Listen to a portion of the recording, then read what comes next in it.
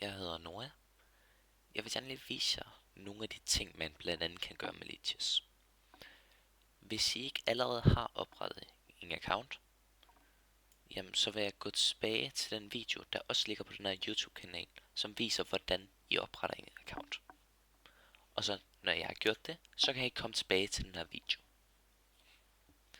Det første, som jeg også viste i den video før, det her med taktikopgaver. Her, der bruger man rigtig meget tid, som i skakspiller. Herover der kan vi se den ens rating. Rating, det er bare et styrketal. Det er et tal, der bestemmer, hvor svære de her opgaver skal være. Og det der så sker, det er, der er to muligheder. Enten så svarer man rigtigt, eller så svarer man forkert. Hvis man svarer rigtigt, så kan I se, så giver den sådan et tjektræ, og så rykker den brikken. Og så når jeg så har svaret rigtigt igen, så popper det her frem. Og man kan se herover nu, jeg har fået 63 rating. Og så bliver mine opgaver så sværere. Og så tryk godkendt, eller korrekt. Og så får jeg bare en ny en, og så kan jeg bare blive ved. Det næste, det er herinde i lær. Hvis man går ind under lær. Hvis man bare trykker på den, så kommer man ind på den her side. Det her, det er helt for begynder. Jamen, der kommer lyd der. For eksempel her.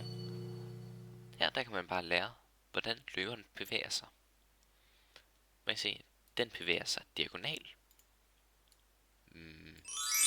Bum. Fantastisk. Og så skal jeg bare tage alle de her stjerner, der er her. Og så kan du lære, hvordan alle brikkerne rykker. Og det kan du gøre med tårnet, løberen, dronningen osv. Og så er der også alle mulige andre ting hernede af. Det høves ikke at tage af. Så er der inde under det her, den her, der hedder værktøjer. Så er der der hedder et analysebræt. Det her, det er bare et spil, hvor der kan du bare rykke lige hvad du har lyst til. Der kan du bare, så popper der alle mulige ting frem herover.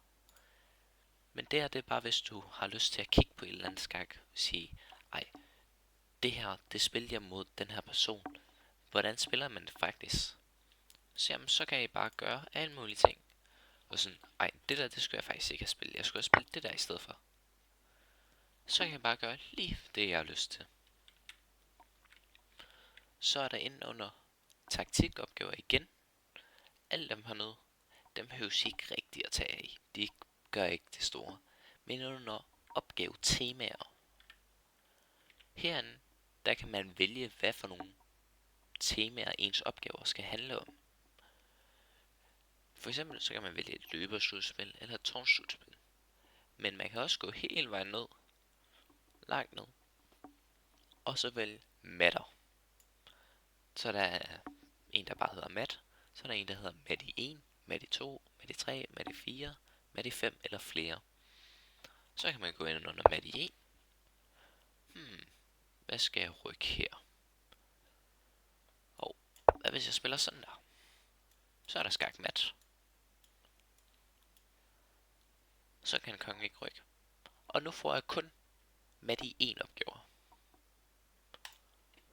Og det samme, hvis man synes det bliver for nemt, jamen så kan man bare gå videre til mat i 2. Og mat i 3. Og så videre og så videre. Og igen, der er så mange forskellige varianter, man kan vælge imellem. Men dem her, de er rigtig vigtige. Simple matter. Og så bare taktikopgaver her. Det her, det er bare sådan en blanding af alle mulige opgaver. Så derude, her i starten, der kan man for eksempel trykke spil mod en ven. Okay. Så skal man lige finde en Leeches-bror. Så det man faktisk gør, det er, hvis man går ind under venner her, så kan jeg sige, lige nu har jeg ikke nogen venner. Så jeg kan faktisk søge på profiler her. Det her, det er en af mine profiler. den her, så kan jeg for eksempel sige, følg. Så det, hvis jeg så går ind på min profil igen, så kan jeg følge tilbage, og så kan vi faktisk spille mod hinanden. Så jeg kan trykke her, udfordre til et spil, og så kan jeg bare trykke der. Så har jeg sendt en udfordring til en af mine venner. Og så kan jeg så bare spille mod alle mulige personer hjemmefra.